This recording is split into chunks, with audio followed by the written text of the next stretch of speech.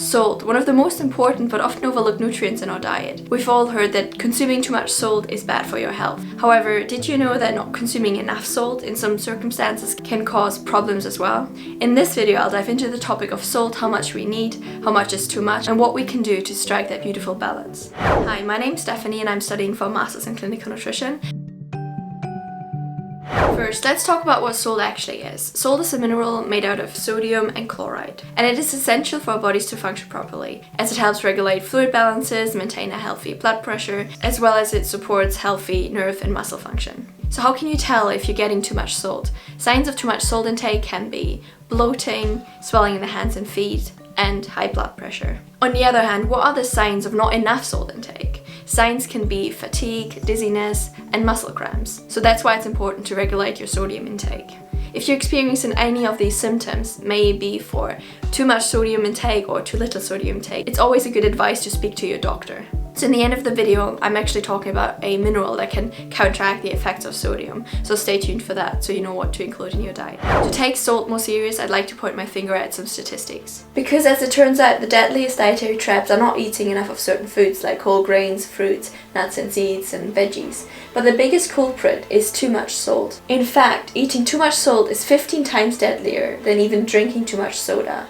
That's crazy, right? The good news is, reducing the amount of sodium you intake in your diet is probably the easiest step you can take towards better health.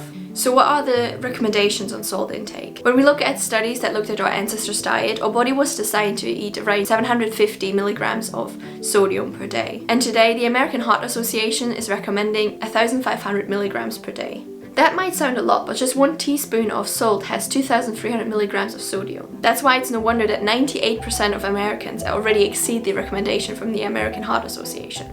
And what makes matters slightly worse is that only 2% of Americans are getting the potassium they need, as consuming potassium-rich foods can counterbalance the effect of sodium in our body. And now you might wonder, what are the potassium-richest foods I can eat? These are some of the potassium-richest sources that you can eat, starting with dried fruits, beans and lentils, potatoes, etc. People can make a key dietary change to help lower their risk by eating more fresh vegetables and fruits in general, which are naturally high in potassium and low in sodium, and at the same time eating less bread, cheese, processed meats and other processed foods that are high in sodium and low in potassium. The best advice is to pay attention where your food comes from. So if it's processed and prepackaged food, like frozen dinners, frozen lunches, they're usually high in sodium. On the other hand, if you cook yourself and consume loads of unpackaged foods like fruits and vegetables, legumes, etc., you have the salt intake in your hand and you can make sure you first not add too much salt. Tricks here could be using different flavors, different herbs and spices, and using foods in your cooking that are potassium rich so you can counterbalance the effects right away. The good news here is, if you're used to eating a lot of salt, first food will taste probably very bland to you if you start using less salt.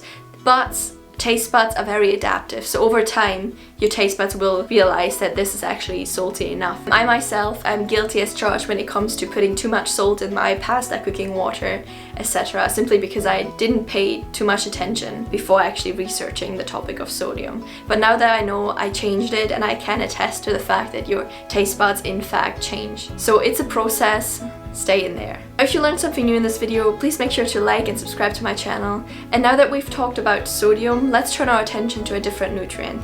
Very, very important, vitamin B12, because most people don't realize that they're actually running into deficiencies before it's slightly too late. So, and if you're wondering what are the symptoms of deficiencies, then check out this video where I talk about deficiency symptoms of B12 and things that you can eat and incorporate in your diet that can help you avoid these symptoms. Thank you so much for watching, and I'll see you next time.